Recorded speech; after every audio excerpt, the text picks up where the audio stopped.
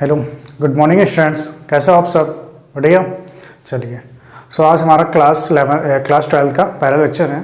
तो इस लेक्चर में हम लोग क्या करेंगे, डिस्कस करने वाले हैं application of derivative. Application of derivative मतलब हमारा अवकलनों के अनुप्रयोग, इसके बारे में डिस्कस करेंगे। ठीक है, तो अवकलनों के अनुप्रयोग चलिए देख लेते क्या होता है हमारा अवकलनों के अनुप्रयोग। तो अवकलनों के अनुप्रयोग यानी एप्लीकेशन ऑफ डेरिवेटिव का यूज़ कहाँ कहाँ होता है, तो पहले वो देख लेते हैं हमारा। तो इनका यूज़ हमारा जो होता है वो जैसे कह सकते हैं स्पर्श रेखा हमारी है ना, किसी फलन की स्पर्श रेखा या अभिलंब, इन सब का समीकरण निकालने में भी यूज़ करते हैं ना।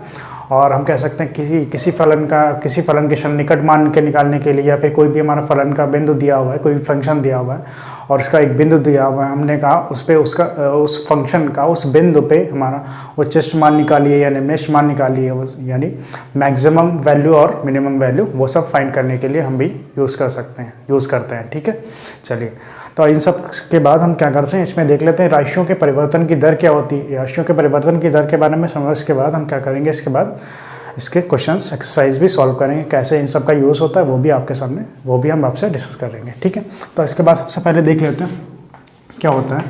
तो राशियों के परिवर्तन की दर है ना, तो हम लोगों ने पढ़ा भी है राशियों के परिवर्तन। हम क्या करेंगे, इसमें काफ़ी राशियाँ हमें चेंज भी करनी पड़ेंगी, तो उनके परिवर्तन की दर होती क्या है एक्चुअली, वो हम पहले देख लेते हैं ना। परिवर्तन की दर, चलिए,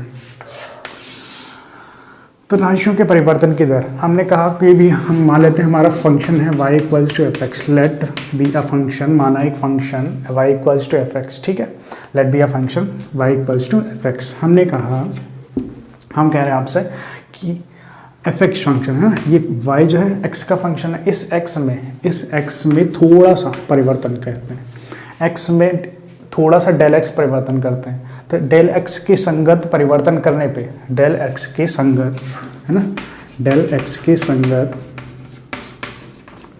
परिवर्तन करने तक y में भी परिवर्तन होगा। y में जो परिवर्तन हो रहा है उसे हमने क्या बोलते हैं, डेल y है ना। x, मैंने कोई भी फंक्शन था, x में हम क्या करें, थोड़ा सा डेल x मतलब डेल लिया, बहुत ही नेगलेक्ट, बहुत ही छोटा सा हमने क्या किया, इसमें थोड़ा सा चेंज किया। तो डेल एक्स जो चेंज किया, तो डेल एक्स के संगत परिवर्तन करने पे तो वाई में, वाई एक्स जो है वाई का फंक्शन, तो वाई में भी थोड़ा बहुत चेंज होगा। तो वाई में जो फंक्शन हमारा कितना चेंज हुआ, डेल वाई फंक्शन चेंज हुआ। ठीक है, तो ये तो जो हमारा फंक्शन क्या बनेगा, del Y upon del X है ना, del Y upon del X. तो इसका क्या मतलब हुआ, जो फंक्शन है मतलब वाई के सापेक्ष एक्स का अवकलन, y के सापेक्ष x का अवकलन। ठीक है, अब हम कह रहे हैं कि अगर हम क्या करें, x में हम थोड़ा सा कह सकते हैं, x में हम इकाई परिवर्तन करते हैं। अगर हम x में इकाई परिवर्तन करते हैं तो y में भी थोड़ा सा परिवर्तन जरूर होगा जाके, है ना। तो हम यहाँ से कह सकते हैं कि लिमिट हमने क्या किया, लिमिट ले ली डेल x टेंस टू, है ना, limit del x tends to 0 and del y upon del x, है ना। तो हमने कहा कि बहुत ही डेल एक्स जो है हमारा बहुत ही सूक्ष्म परिवर्तन, तो फाइनल क्या आ जाएगा, D Y by D X. ये हमारा क्या हो गया, एक सूक्ष्म परिवर्तन करने पर लिमिट हमने ली डेल एक्स टेंस टू 0, मतलब जो भी हमारा एक फंक्शन था, फंक्शन का जो डेरिवेटिव था उसमें हमने क्या थोड़ा सा सूक्ष्म परिवर्तन लिमिट लेके किया। तो फंक्शन क्या आएगा, D Y by D X, मतलब वाई के सापेक्ष एक्स का अवकलन। ठीक है, एक्स के सापेक्ष वाई का अवकलन। चलिए, तो ये हमारा हो गया। अब इसके बाद हम क्या करेंगे, क्वेश्चन सॉल्व करेंगे। तो क्वेश्चन सॉल्व करने के लिए हम क्या करेंगे, हमारे सबसे पहले कुछ जो मेंशुरेशन के हमारे जो फॉर्मूलेज होते हैं, हमने कहा कि बेलन का आयतन, वृत्त का है ना क्षेत्रफल और त्रिज्या, ये सब जो भी हमारी हैं, ये सब क्या होती हैं वो भी हम देख लेते हैं। ठीक है, वो आपको आनी ज़रूरी होनी चाहिए। जैसे बेलन का आयतन क्या हुआ, शंकु का आयतन क्या हुआ, वृत्त का क्षेत्रफल क्या होता है ना, ये सब आपको आना ज़रूरी होगा, क्योंकि वो हमारे क्वेश्चंस में यूज़ होने वाले हैं। ठीक है, तो वो आप लोग भी देख लीजिए। जैसे बेलन का आयतन क्या होता है, पाई आर स्क्वायर एच, शंकु का 1/3 पाई आर स्क्वायर एच, है ना। तो ये सब आपको आने ज़रूरी है। चलिए, अब इसके बाद क्या करेंगे, इसके बाद हम देख लेते हैं एक्सरसाइज। तो एक्सरसाइज हम लोग डिस्कस कर लेते हैं। ठीक है, चलिए, तो चलिए अब क्वेश्चंस हम लोग डिस्कस कर लेते हैं। तो क्वेश्चन हम क्या करेंगे, एक्सरसाइज से ही क्वेश्चन समझने की कोशिश करेंगे, और एक्सरसाइज हम लोग क्या करेंगे आज पूरी डिस्कस करने वाले हैं। ठीक है, चलिए, तो क्वेश्चन नंबर हमारे एक्सरसाइज का क्वेश्चन नंबर फर्स्ट है, हमारा पहला क्वेश्चन है, आप लोगों को स्क्रीन पे दे रखा हुआ है। तो क्वेश्चन कह रहा है कि वृत्त के क्षेत्रफल के परिवर्तन की दर हमें क्या करना है, वृत्त के क्षेत्रफल के परिवर्तन की दर निकालनी है और इसकी त्रिज्या के सापेक्ष ज्ञात कीजिए। वृत्त के क्षेत्रफल के परिवर्तन की दर हमें निकालनी है, वो भी त्रिज्या के सापेक्ष, जबकि है ना, जबकि हमें दिया हुआ है r = 3 और सेकंड में क्या दिया हुआ है r = 4। ठीक है, एक हमको एक ट्राई करेंगे, एक आप लोग ट्राई करेंगे। ठीक है, तो हम क्या करें, r = 3 वाला ट्राई कर लेते हैं। ठीक है, हमसे क्या करें, वृत्त के क्षेत्रफल के परिवर्तन की दर, क्षेत्रफल के परिवर्तन की दर और त्रिज्या के सापेक्ष निकालनी है। ठीक है, तो अब कह रहा है कि वृत्त के क्षेत्रफल के परिवर्तन की दर, तो वृत्त के क्षेत्रफल के परिवर्तन की दर तो हम बाद में निकालेंगे, उससे पहले तो हमें पता होना चाहिए वृत्त का क्षेत्रफल क्या होता है ना। तो वृत्त का क्षेत्रफल, तो पहला तो क्या हो जाएगा, वृत्त का क्षेत्रफल, वृत्त का क्षेत्रफल जिसको a से डिनोट करते हैं वो क्या होता है हमारा πr²। ठीक है, अब हमें कह रहा है वृत्त के क्षेत्रफल का, वृत्त का जो क्षेत्रफल है, ठीक है, वृत्त का क्षेत्रफल के परिवर्तन की दर निकालनी है हमें किसके सापेक्ष, r के सापेक्ष, मतलब त्रिज्या के सापेक्ष। r यहाँ पे हमारी क्या है, त्रिज्या है। ठीक है, तो हम क्या करेंगे, इसका r के सापेक्ष हम क्या करेंगे, इसका अवकलन कर देंगे। हम क्या करेंगे, r के सापेक्ष इसका अवकलन करेंगे, तो हमें क्या मिल जाएगा, dA/dr, है ना। तो हमें फाइनल जो निकालना था, आंसर में क्या निकालना था, dA/dr, क्योंकि हमसे पूछ रहा था क्षेत्रफल के परिवर्तन की दर त्रिज्या के सापेक्ष, मतलब dA/dr हमें निकालना था। ठीक है, तो चलिए इसका अवकलन करिए। ये पाई तो कांस्टेंट है, बाहर आ जाएगा, है ना। 2r², r की पावर n कितना हो जाएगा, 2r, तो जो फाइनल आ जाएगा हमारा क्या आ गया, 2πr। ठीक है, 2π, तो dA/dr की वैल्यू हमारी कितनी आ गई, 2πr। अब हमसे कह रहा है कि r = 3 हमें दे रखा है ऑलरेडी, तो r = 3, तो r = 3 पे dA/dr कितना हो जाएगा हमारा, 2πr, मतलब 2π × 3 दैट इज 6π, है ना, 6π। और क्षेत्रफल हमारा सेंटीमीटर में होता है, r कितना था, 3 सेंटीमीटर, तो कितना हो जाएगा, cm²/cm। ठीक है, तो ये सेंटीमीटर कितना आ गया, तो कितना हो जाएगा, 6π, या फिर ऐसे लिख लो, cm²/cm। ठीक है, तो ये हमारा हो जाएगा फाइनल आंसर। ठीक है, ऐसे सेकंड पार्ट आपको करना है, r = 4, हमने प्रॉपरली इतना तो सॉल्व ही कर लिया। अब इसके आगे आपको क्या करना है, dA/dr की जगह, dA/dr = 2πr था, r की जगह आपको क्या करना है, 3 की जगह 4 पुट कर दें, तो कितना आ जाएगा हमारा, 4 × 2 = 8π आ जाएगा। ठीक है, चलिए आप लोग नोट डाउन कर लीजिए, अगले क्वेश्चन की ओर बढ़ते हैं। चलिए नोट डाउन कर लिया।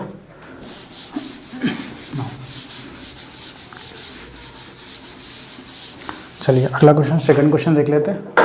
सेकंड क्वेश्चन है ना, कह रहा है कि एक घन का आयतन 9 सेंटीमीटर/सेकंड की दर से बढ़ रहा है। एक घन का आयतन, है ना, तो क्वेश्चन नंबर 2 है घन का आयतन। घन का आयतन मतलब हम लोग v से रिप्रेजेंट कर ले, आयतन को हम v से कर लेते हैं। तो घन का जो आयतन है ना, वो 9 सेंटीमीटर क्यूब पर सेकंड की दर से बढ़ रहा है। फिर कह रहा है यदि इसके कोर की लंबाई 10 सेंटीमीटर, कोर की लंबाई है ना, कोर की लंबाई हमें दे रखी है, कितनी है, 10 सेंटीमीटर। कोर की लंबाई कितनी है, 10 सेंटीमीटर। तो इसके पृष्ठ का क्षेत्रफल किस दर से बढ़ रहा है, हमें ये बताना है। हमें बताना है इसके पृष्ठ का क्षेत्रफल किस दर से बढ़ रहा है। ठीक है, तो चलिए हम क्या कर लेते हैं, अब हम क्या करेंगे, सबसे पहले तो हम मान लेते हैं मतलब इस घन में जो कोर है, कोर की है ना, कोर की जो लंबाई है उसको मान लेते हैं x। कोर की लंबाई हमने मान लिया x, कोर की माना, है ना। और आयतन हमने मान लिया कितना है हमारा, आयतन हमारा कितना है, v, है ना। और क्या क्या है, पृष्ठ का क्षेत्रफल जो हमारा मैंने मान लिया ऐसे। ठीक है, अब कह रहे हैं घन का आयतन, हमें घन का निकालना था। तो घन का आयतन होता क्या हमारा, घन का आयतन, तो घन का आयतन v, इसको हम v से लिखते हैं, वो कितना होता है हमारा, है ना, x, मतलब लंबाई गुणे चौड़ाई गुणे ऊंचाई। तो सब कोर का लंबाई कितनी थी, x, तो कितना हो जाएगा, x3। तो हम क्या करते हैं, अब हम क्या करेंगे, इसका x के सापेक्ष अवकलन करेंगे, है ना। तो नहीं, इसका t के सापेक्ष अवकलन करेंगे, तो कितना हो जाएगा, dy/dt एंड x3। ठीक है, तो यहाँ से क्या आ जाएगा, dy/dt जो है वो कितना आ जाएगा, 3x², है ना, और dx/dt। D by D T हमें पता है कितना, ऑलरेडी 9, इसको इधर लेके आ दो कितना हो जाएगा 9/3x² इक्वल्स टू dx/dt। हमसे क्या कह रहा है इसमें, इसके पृष्ठ के क्षेत्रफल के परिवर्तन की दर निकालो। पृष्ठ क्षेत्रफल, तो घन का पृष्ठ क्षेत्रफल क्या होता है जिसको हम एस से लिखते हैं, है ना, एस से लिखते हैं, वो कितना होता है हमारा 6 इंटू कोर की लंबाई का स्क्वायर, यही तो होता है। चलिए नो, अब हम क्या करेंगे, तो इसका निकालेंगे ds/dt। तो ds/dt कितना हो जाएगा 6 2 12 और 12x एंड dx/dt, ठीक है ना। चलिए, तो हमें ds/dt निकालना ही था, तो 12x और हमें पता है dx/dt की वैल्यू कितनी है 9/3x², ठीक है 9/3x², तो ये कितना हो जाएगा 4, है ना। चलिए, तो ये कितना आ गया हमारा 9 4 जा 36, x कट गया 36/x, ये कितना आ गया ds/dt। ds/dt हमारा कितना आ गया 36/x। हमसे कह रहा है कि कोर की लंबाई हमें दे रखी थी ऑलरेडी कितनी 10, तो कोर की लंबाई हमें दे रखी थी ऑलरेडी कितनी 10, तो हम यहाँ पे x की जगह कितना पुट कर देंगे 10, तो 36/10 तो कितना आ जाएगा 3.6 cm²/s। तो ये हमारा क्या हो जाएगा, घन के पृष्ठ के क्षेत्रफल के परिवर्तन की दर कितनी आ गई 3.6 cm²/s। चलिए, इसको नोट डाउन कर लीजिए, फिर अगला क्वेश्चन देख लेते हैं। चलिए, नोट डाउन हो गया।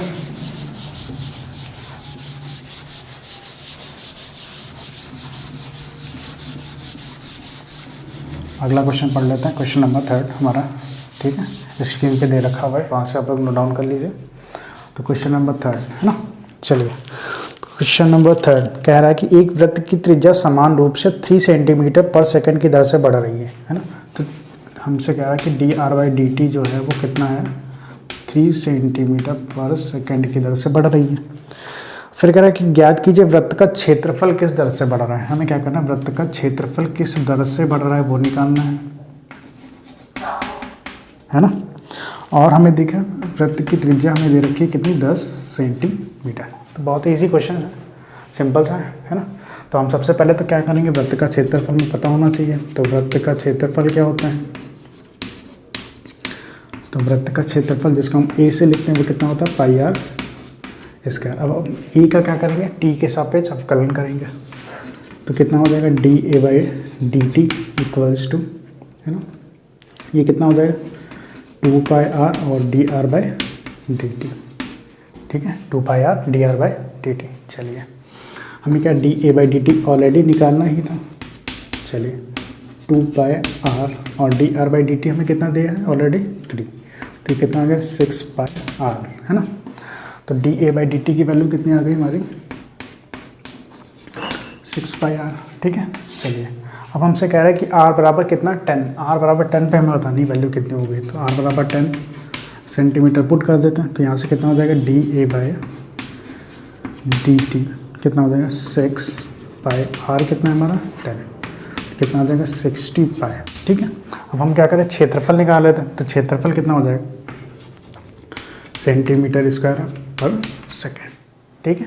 तो ये हमारा फाइनल आंसर आ गया। चलिए, नोट डाउन कर लीजिए आप लोग। चलिए, क्वेश्चन नंबर 4 देख लेते हैं,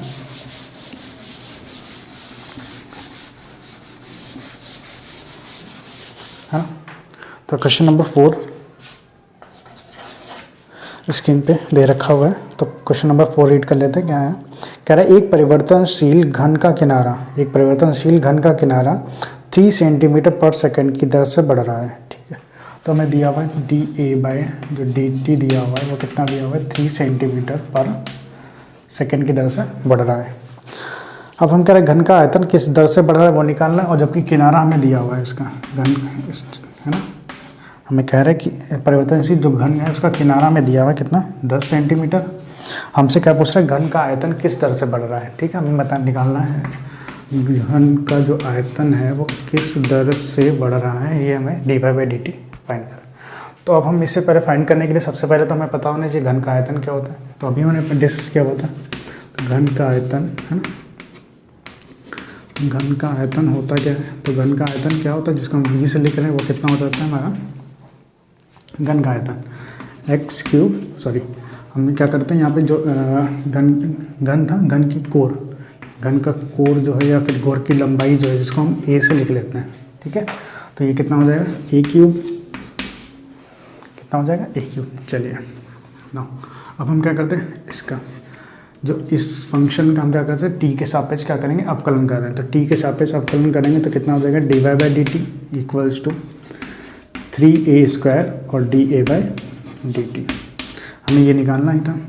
तो 3 हमें पता a कोर हमें दे रखी थी, वो कितनी दे रखी थी a इक्वल्स टू 10, तो इसको लिख लेंगे 10 का स्क्वायर है ना, dA by D T already हमें पता है कितना 3, तो कितना हो जाएगा 3 3 9, ये कितना हो गया हमारा 100, तो फाइनल कितना आ गया 900 सेंटीमीटर क्यूब पर सेकेंड। तो जो हमारा आयतन के परिवर्तन की दर कितनी आ गई 900 सेंटीमीटर क्यूब पर सेकेंड, ठीक है। चलिए इसे नोट डाउन कर लीजिए।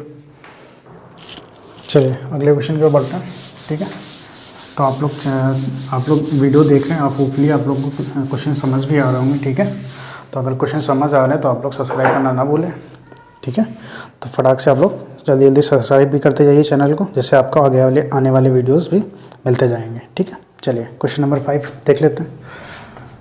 तो क्वेश्चन नंबर 5 हमारा क्या है, तो क्वेश्चन नंबर 5 पढ़ लेते हैं। कह रहा है एक स्थिर झील में एक पत्थर डाला जाता है, एक कोई झील है जिसमें हम कोई एक पत्थर फेंक रहे हैं, ठीक है। और उसमें जो तरंगे वृत्तों में 5 सेंटीमीटर पर सेकंड की गति से चलती हैं। मतलब एक कोई हमारी झील थी जिसमें हमने कहा कि एक पत्थर फेंका, ठीक है। पत्थर में जब पत्थर फेंकते तो कुछ हमारी तरंगें चलने लगती हैं जो कि एक सर्कल के रूप में होती हैं, ठीक है। वो कह रहा है कि वो कितनी कैसे चल रही है हमारी, तो वो हमें दे रखा है कि 5 सेंटीमीटर, तो हमें दिया हुआ है dr बाई डी टी दिया हुआ है ना, दे रखा है कितना 5 सेंटीमीटर पर सेकंड की दर से चलती हैं। अब कह रहे हैं कि जब वृत्ताकार तरंग की त्रिज्या 8 सेंटीमीटर हो, ठीक है, हमें त्रिज्या भी दे रखी है, त्रिज्या में कितना है 8 सेंटीमीटर हो, तो कह रहा है कि उस क्षण घिरा हुआ क्षेत्रफल किस दर से बढ़ रहा है। तो हमसे कह रहा है कि जो हमारा जो तरंग हमने पत्थर फेंका उसके बाद जो तरंगे बन रही हैं तो उनसे जो घिरा हुआ क्षेत्रफल होगा वो किस दर से बढ़ेगा, ये हमें फाइंड करना है, ठीक है।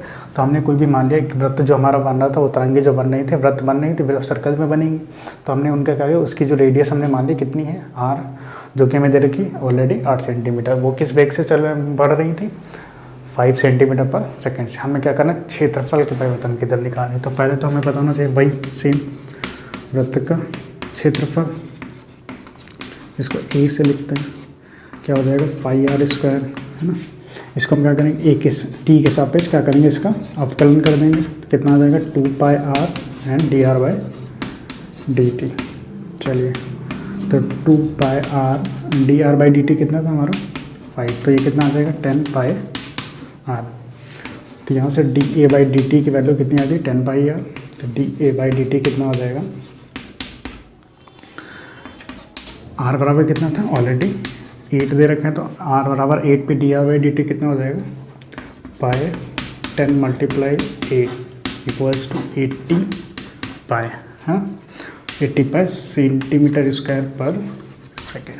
तो ये हमारा क्या हो जाएगा फाइनल आंसर हो जाएगा। चलिए आप लोग नोट डाउन कर लीजिए। चलिए क्वेश्चन नंबर 6 आपको स्क्रीन पे दे रखा हुआ है, आप लोग रीड कर लीजिए फटाक से एक बार। हाँ तो क्वेश्चन नंबर 6 देख लेते हैं। तो क्वेश्चन नंबर 6 हमारा कुछ इस टाइप का है, कह रहा है एक वृत्त की त्रिज्या 0.7 सेंटीमीटर पर सेकंड की दर से बढ़ रही है। एक वृत्त की त्रिज्या जिसको हमने r से लिख लिया है, जिसको हमने मान लिया वो r है, ठीक है। तो वो कितने से बढ़ रही है 0.7 सेंटीमीटर पर सेकंड की दर से बढ़ रही है। तो कह रहा है इसकी परिधि की वृत्त की दर क्या निकालनी है हमें, इसकी परिधि की वृत्त की दर निकालनी है, और r बराबर हमें दे रखा है कितना 4.9 सेंटीमीटर, ठीक है। r बराबर हमें दे रखा है 4.9 सेंटीमीटर ऑलरेडी। तो हमें पता है इसके परिधि को हम लोग बोलते हैं सर्कमफेरेंस, तो परिधि को हम लोग सर्कमफेरेंस बोलते हैं, इसको हम लोग c से लिख लेंगे। तो वृत्त की परिधि होती क्या है, तो वृत्त की परिधि जिसको c से लिखते क्या होती है हमारी 2 पाई r। हमें क्या करना वृत्त के परिधि की परिवर्तन की दर निकालनी है, ठीक है। हम क्या करते हैं इसको टी के सापेक्ष इसका अवकलन कर ले, तो कितना हो जाएगा D C by D T equals to 2 pi R. R कितना हो जाएगा, आर तो सिंगल है तो कितना हो जाएगा D R by D T. चलिए तो 2 pi D R by D T की वैल्यू कितनी थी हमारी ऑलरेडी, कितना 0.7, कितना हो जाएगा 1.4 पाई, और डी सी मतलब परिध जो होती है, आर है हमारा मतलब सिर्फ सेंटीमीटर में, तो कितनी आ जाएगी यूनिट, सेंटीमीटर पर सेकेंड। तो वृत्त की जो परिध है वो कितनी दर से बढ़ रही है, 1.4 पाई सेंटीमीटर पर सेकेंड की दर से बढ़ रही है। ठीक है, चलेगा। तो चलिए अगला क्वेश्चन देख लेते हैं।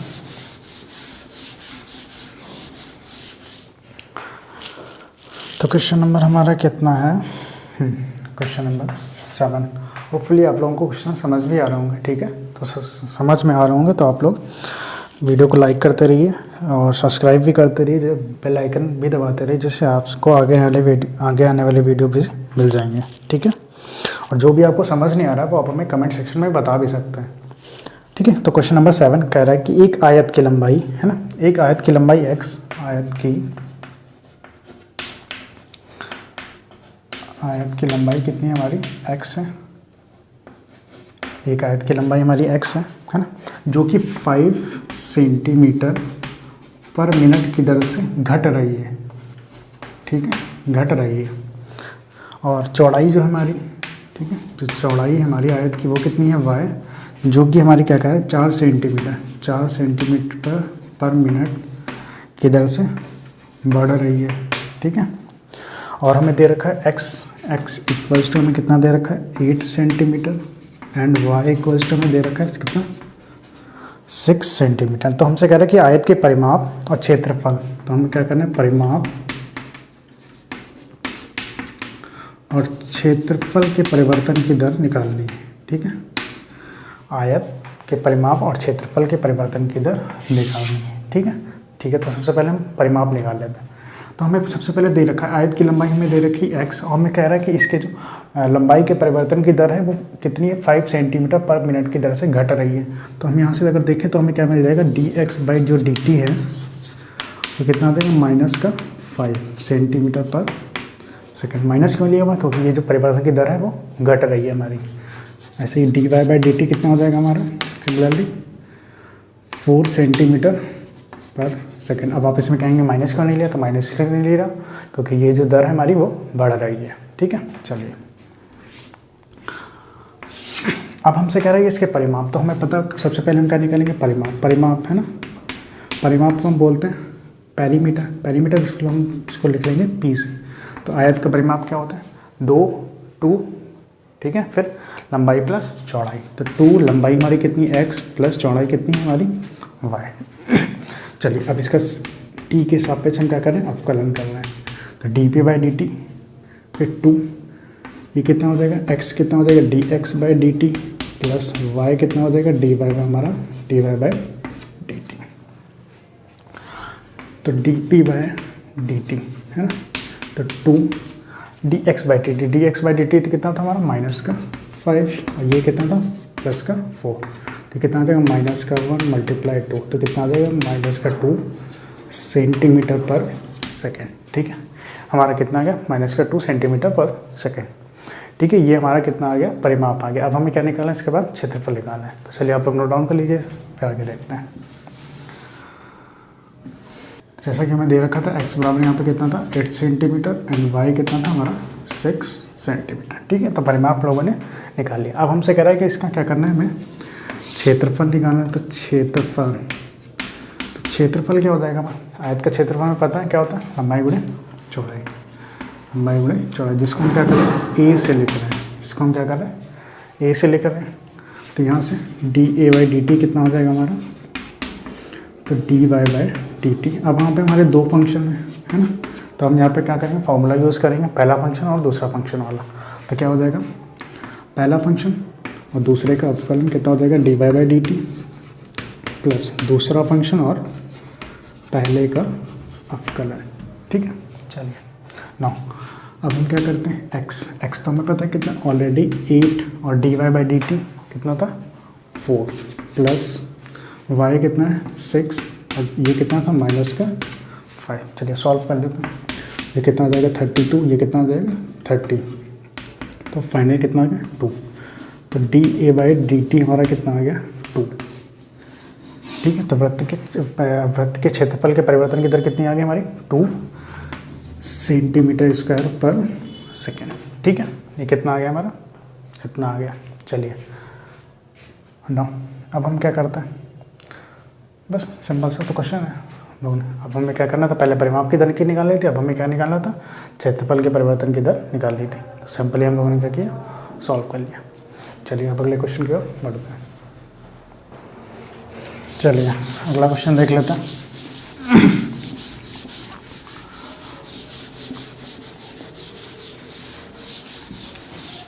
है ना, चलिए तो अगला क्वेश्चन नंबर 9 है ना।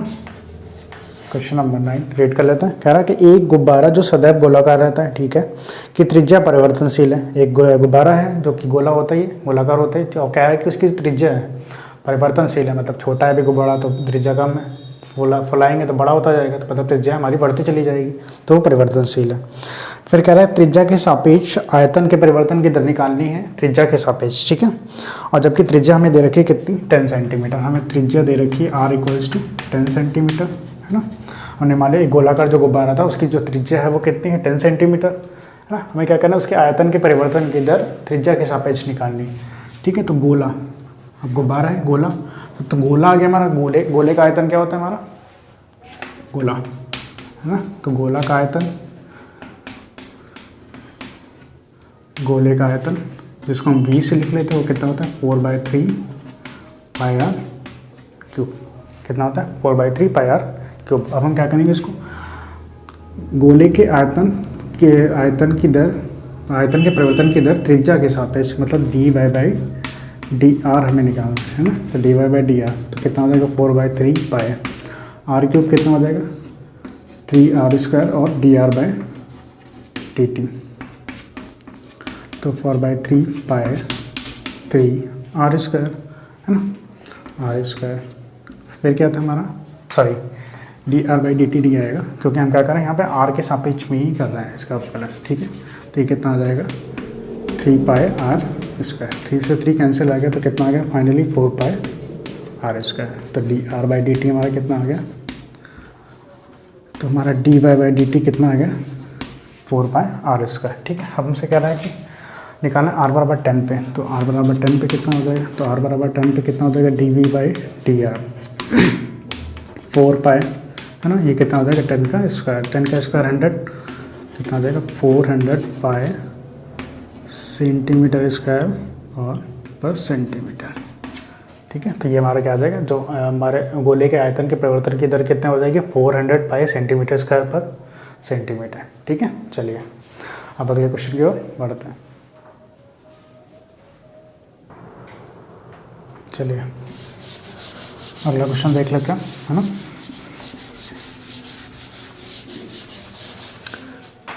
तो क्वेश्चन नंबर 10 हमारा क्या है, पढ़ लेते हैं। क्वेश्चन नंबर 10 हमारा क्या है, कह रहा है कि क्वेश्चन नंबर 10 है ना, कह रहा है एक 5 मीटर लंबी सीढ़ी दीवार के सहारे झुकी है। एक 5 मीटर लंबी सीढ़ी जो है वो दीवार के सहारे झुकी है, ठीक है। चलिए एक 5 मीटर लंबी सीढ़ी दीवार के सहारे झुकी है। सीढ़ी के नीचे का सिरा जमीन के अनुदिश दीवार से 2 सेंटीमीटर की दूरी से खिंच रहा है, ठीक है। हम मान लेते हैं इसको x है और ये हमारा कितना है y, ठीक है। अब हमसे कह रहा है कि जो सीढ़ी का निचला सिरा है वो 2 सेंटीमीटर की दर से खिंच रहा है। dx/ जो dt है वो हमारा कितना दिया हुआ 2 सेंटीमीटर पर सेकेंड, ठीक है। फिर कह रहा है दीवार पर इसकी ऊंचाई किस दर से घट रही है, दीवार पर इसकी ऊंचाई, अच्छा ऊंचाई हमने कितनी मानी y, तो हमें निकालना है dy/dt किस दर से घट रही है। घट रही है तो मतलब dy/dt जो भी आएगी वो नेगेटिव साइन के साथ आएगी, ठीक है। और फिर जबकि सीढ़ी को नीचे दीवार से 4 मीटर की दूरी पे है, जबकि सीढ़ी का नीचे के सिरा है ना दीवार से कितना है 4 सेंटीमीटर की दूरी पे, जो मतलब x की वैल्यू हमें कितनी दे रखी है 4 सेंटीमीटर, ठीक है। चलिए तो हमें दे रखा है एक 5 मीटर की सीढ़ी थी जो दीवार के सहारे खड़ी हुई थी, ठीक है। हमें जो सीढ़ी का निचला सिरा था वो दीवार से कितनी दूरी पर था, 4 सेंटीमीटर। हमने कहा 4 सेंटीमीटर हमें नहीं पता, हमने क्या किया सबसे पहले एक्स मान लिया उसको, और इसकी ऊंचाई हमें कितनी मान ली वाई। हमें निकालना है कि इसकी जो ऊंचाई है वो घट रही है, उसके ऊंचाई की परिवर्तन की दर जो है वो घट रही है, ठीक है, वो हमें निकालना है। तो अगर हम इस ट्रायंगल से देखें तो यहाँ से हमें क्या मिल जाएगा, X square plus Y square equals to कितना आ जाएगा 25। इक्वेशन नंबर फर्स्ट कैसे आ जाएगी, वही हमारा पाइथागोरस थ्योरम है ना, perpendicular hypotenuse square equals to perpendicular square plus base square, मतलब हाइपोटेन्यूस मतलब कर्ण स्क्वायर इक्वल्स टू कितना लंब का स्क्वायर प्लस आधार का स्क्वायर, है ना। अब हम क्या करेंगे, इस इक्वेशन को क्या करेंगे, टी के सापेक्ष अवकलन करेंगे इसका। तो ये कितना हो जाएगा 2x dx by D T, है ना, प्लस 2y और dy by D T equal से 25 कॉन्स्टेंट है, तो इसका कितना हो जाएगा 0, ठीक है ना। यहाँ से अगर हम देखें तो 2 है ना, dx बाई डी टी हमें पता है कितना ऑलरेडी 2, तो यहाँ से कितना आ जाएगा 4x plus 2y dy by D T that is 0। तो यहाँ से dy बाई डी टी कितना आ जाएगा माइनस का 4x अपॉन का 2y, तो जो फाइनल आ गया कितना था माइनस का 2x अपॉन y, ये कितना आ गया माइनस का। तो dy बाई डी टी जो ऊंचाई है वो हमारी कितनी है -2x अपॉन y की दर से घट रही है ना, क्योंकि नेगेटिव साइन आ गया तो घट रही। तो क्वेश्चन में हमसे यही कह रहा था कि जो ऊंचाई है वो घट रही है, ठीक है, दर से।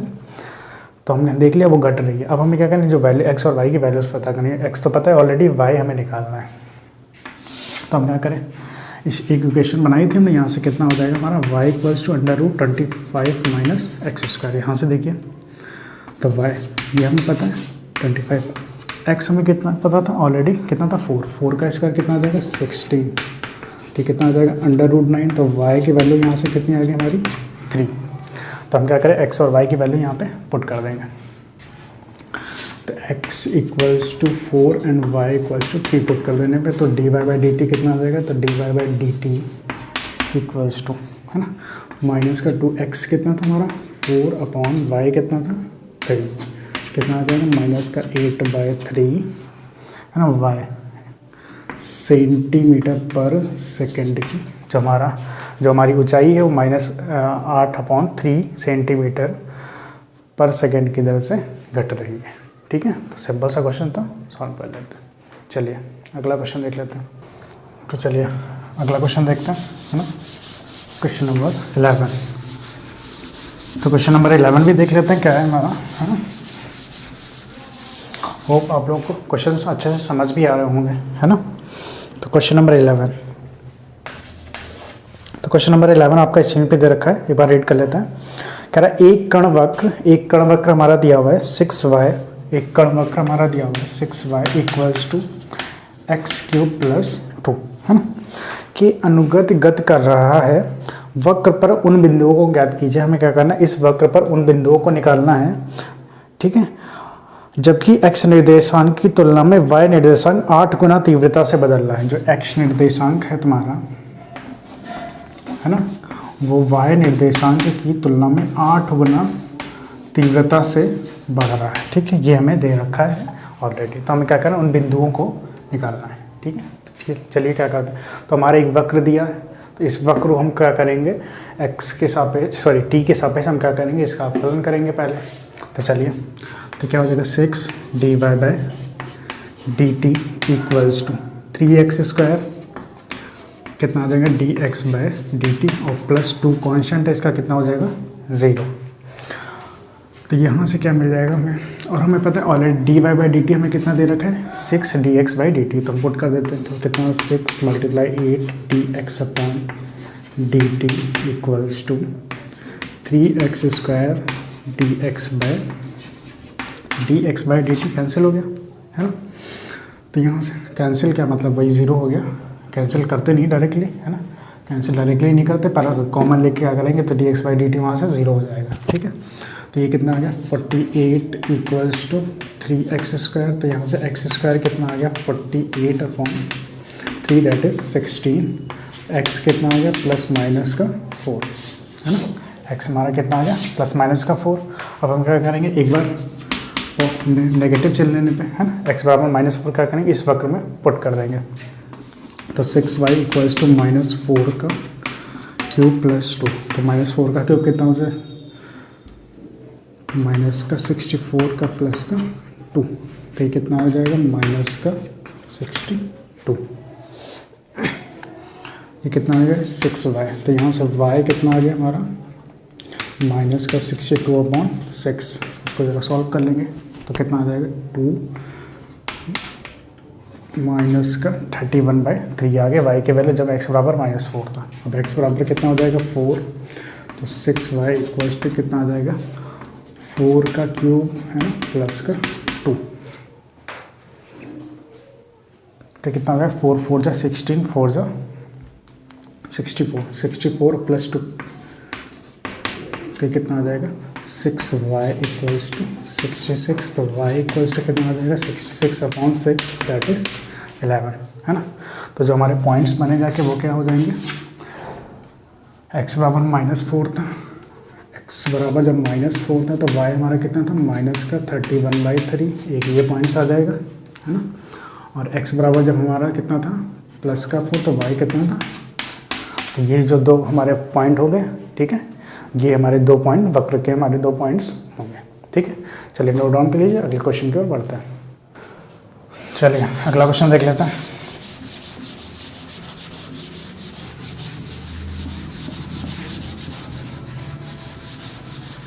है ना, इसके बाद क्वेश्चन नंबर 11 हो गया ना, question number 12। Question number 12 read कर लेते हैं। कह रहा है हवा के बुलबुले की त्रिज्या, एक हवा है, हवा में बुलबुला होता है ना, उसकी त्रिज्या, उसकी जो त्रिज्या है, त्रिज्या हमने r मान ली, वो कह रहा है कि dr जो dt है वो 1/2 सेंटीमीटर पर सेकेंड की दर से बढ़ रही है। अब हमसे कह रहा है कि बुलबुले का आयतन किस दर से बढ़ेगा, जबकि त्रिज्या हमें दे रखी है, त्रिज्या हमें दे रखी है 1 सेंटीमीटर। हमें कह रहा है कि इसका जो आयतन है, बुलबुले का जो आयतन, बुलबुले का आयतन ही था ना, क्या था, हाँ सॉरी, हाँ बुलबुले का जो आयतन है, बुलबुले का जो आयतन है वो किस दर से बढ़ रहा है, हमें ये बताना था। तो बुलबुला मतलब, बुलबुला क्या मतलब एक गोले टाइप का ही होगा, तो मतलब गोला। तो हमें गोले का आयतन, तो गोले का आयतन है ना, तो गोले का आयतन हमें 20 लिख लेते, कितना होता है 4/3 पाई r क्यूब, मतलब 4/3 पाई r क्यूब ना। अब इसको हम क्या करते हैं, t के सापेक्ष इसका अवकलन कर देंगे। तो dy/dt इक्वल्स टू 4/3 पाए है ना, r स्क्वायर कितना, r क्यूब कितना हो जाएगा 3r स्क्वायर और dr/dt। चलिए 3 कैंसिल, पाए r स्क्वायर है ना, dr/dt हमारा कितना था 1/2। तो यहाँ से जो dy/dt है हमारा कितना आ जाएगा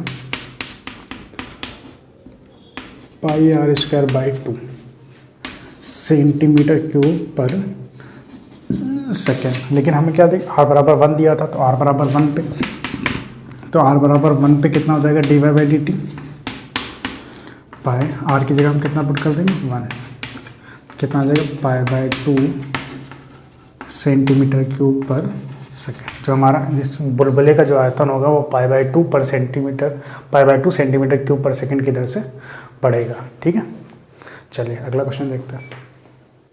चलिए इस क्वेश्चन में एक मिस्टेक हो गई, आप लोगों ने भी ध्यान नहीं दिया होगा ठीक है। ये जो 4 हमारा यहाँ पे छूट चुका है ना, तो 4, तो ये कितना हो जाएगा, ये कितना आ जाएगा 2 पाई r आ जाएगा है ना, ठीक, कितना आ जाएगा 2 पाई। तो जो फाइनल आंसर आ जाएगा वो कितना आ जाएगा 2 पाई। जो हमारा जो वॉल्यूम था या जो हमारा आयतन था वो 2 पाई सेंटीमीटर क्यूब पर सेकेंड की दर से बढ़ रहा था ठीक है। ये 4 हमारा यहाँ पे छूट गया था, आप लोगों ने भी ध्यान नहीं दिया हो ठीक है। चलिए नोट डाउन तो कर ही लिया होगा, नेक्स्ट क्वेश्चन देख लेते हैं।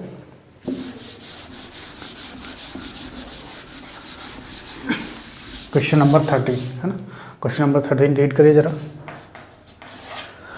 क्वेश्चन नंबर 13 कह रहा है कि एक गुब्बारा जो सदैव गोलाकार रहता है का परिवर्तनशील व्यास हमें दिया हुआ है, उस गुब्बारे का कितना है 3/2 2x + 1 सेंटीमीटर, जो भी था सेंटीमीटर या जो भी है। फिर कह रहा है x के सापेक्ष आयतन के परिवर्तन की दर हमें ज्ञात करनी ठीक है। हमें क्या करना है, x के सापेक्ष आयतन के परिवर्तन की दर है ना, आयतन के परिवर्तन की दर x के सापेक्ष हमें निकालनी है। ठीक है, तो व्यास दिया है, तो व्यास हम कहते हैं त्रिज्या r मान लेते हैं। त्रिज्या क्या हो जाएगी, व्यास की आधी होती है, कितना हो जाएगा 3/4 2x + 1। नो, अब इसका x के सापेक्ष अवकलन करेंगे तो कितना आ जाएगा dr/dx = 3/4 2x का कितना हो जाएगा 1 का कितना हो जाएगा 0, तो ये फाइनल कितना आ गया 3/2। तो यहाँ से हमें पता चल गया dr/dx हमारा कितना आ गया 3/2। चलिए लो, अब हमें पता है आयतन। ठीक है, आयतन हमारा क्या है, हाँ गोला था हमारा, तो गोले का आयतन क्या होता है v = 4/3 πr³ है ना। तो निकाल लेते हैं dy/dx कितना आ जाएगा 4/3 पाई 3r² dr/dx। 3 कैंसिल है ना, 3 हमारा कितना हो गया कैंसिल। सॉरी, हमारा क्या था, गोला ही था क्वेश्चन में, हाँ गोला ही था। ठीक है, तो हमारा क्या था, गोला ही था, तो गोले का आयतन सही लिखा हुआ है ना। अब क्या करते हैं, तो कितना देगा 4πr², dr/dx हमारा कितना था 3/2, तो कितना आ गया 2πr² और मल्टीप्लाई 3, तो कितना आ जाएगा 6πr²। r हमें कितना था, r में पता है इतना था ऑलरेडी हमें, तो कितना आ जाएगा 6π, r कितना था 3/4, तो 3 3 से 9/16 2x + 1 का होल स्क्वायर, तो 2 8 से 2 3 से, तो कितना आ जाएगा 27/8 है ना पाई 2x + 1 का होल स्क्वायर cm³/सेकेंड। हाँ, जो हमारा आयतन होगा वो 27/8 पाई 2x + 1 का होल स्क्वायर cm³/सेकेंड की दर से बढ़ेगा। ठीक है, चलेगा।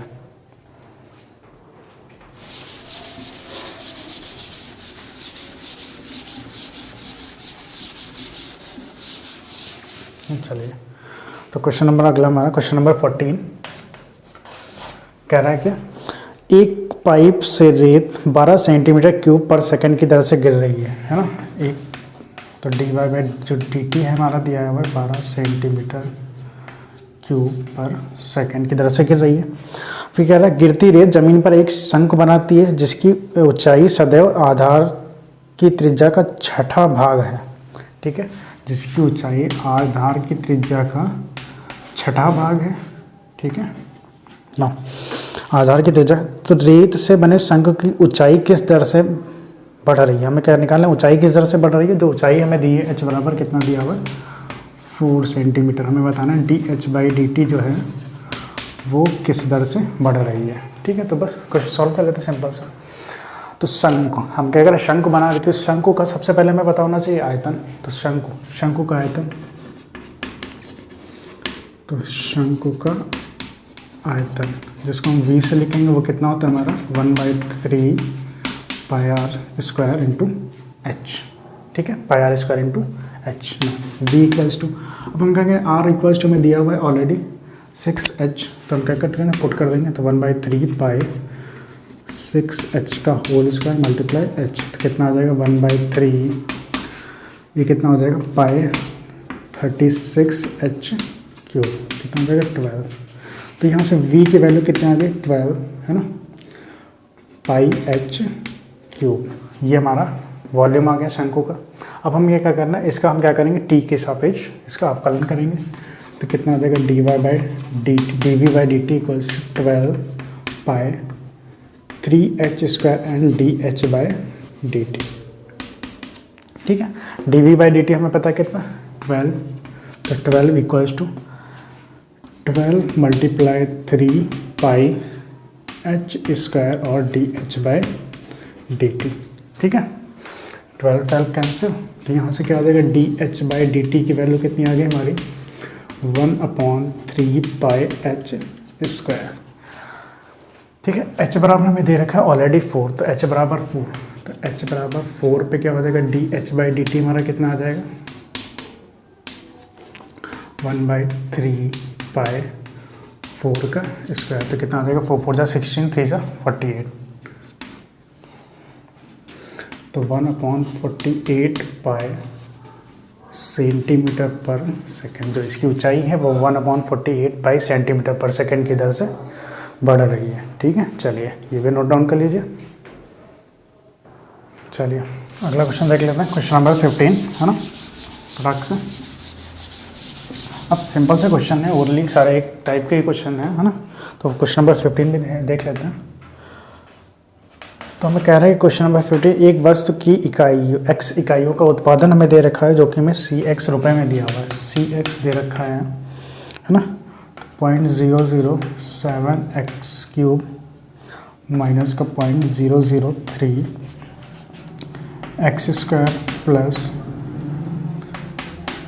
15x प्लस का 4000 है ना, ये दे रखा है। हमसे कह रहा है कि से प्राप्त होती है, हमें सीमांत लागत निकालनी है जबकि 17 इकाइयों का उत्पादन किया जाता है। हमें सीमांत लागत निकालनी है जबकि 17 इकाइयों का उत्पादन किया जाता है। तो हमें सीमांत मतलब लागत निकालनी, MC निकालनी है।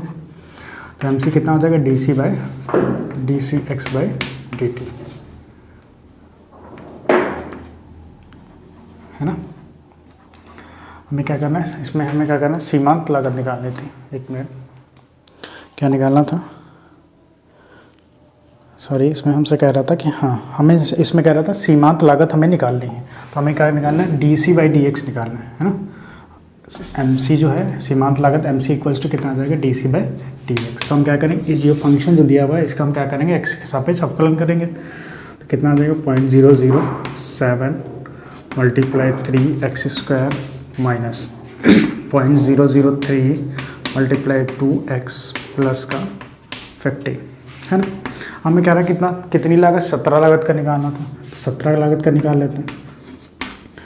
तो ये कितना हो जाएगा, 0.21 मल्टीप्लाई 17 का स्क्वायर माइनस का है ना 0.006 मल्टीप्लाई 17 प्लस का 5। ठीक है, अब इसके आगे आप लोग क्या करेंगे, कैलकुलेशन कर लेंगे, जो भी आंसर आएगा वो हमारा आंसर हो जाएगा, वो हमारी सीमांत लागत आ जाएगी। ठीक है, आप लोग कैलकुलेशन करके देख लीजिए कितना आएगा।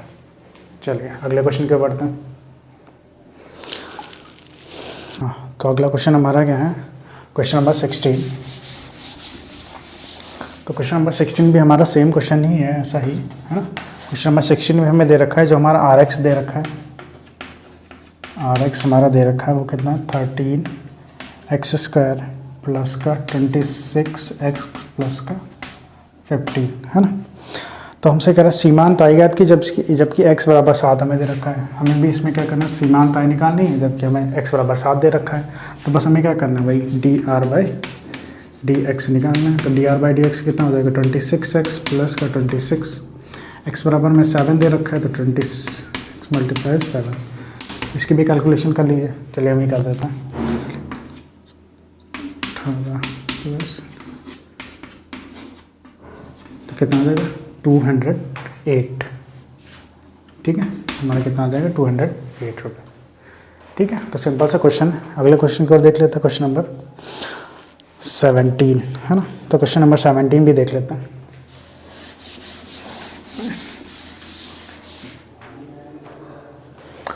तो क्वेश्चन नंबर 17 हमारा कुछ MCQs क्वेश्चन टाइप का है ना। कह रहा है कि वृत्त की त्रिज्या 6 सेंटीमीटर पर r के सापेक्ष है ना, एक वृत्त की त्रिज्या r बराबर 6 सेंटीमीटर पर, r बराबर 6 सेंटीमीटर पर r के सापेक्ष क्षेत्रफल में परिवर्तन की दर, क्षेत्रफल में मतलब dA/dr के परिवर्तन की दर। सबसे पहला वाला क्वेश्चन हमारा जो है सिंपल सा है, r बराबर दे रखा है dA/dr हमें, सॉरी वो थोड़ा लाइट चली गई थी। ठीक है, तो सिंपल सा क्वेश्चन है, हमें r दे रखा है, dA/dr निकाला है फर्स्ट वाला क्वेश्चन हमारा। तो ये कितना, a इक्वल्स टू कितना आ जाएगा, πr² है ना। तो dA/dr कितना आ जाएगा,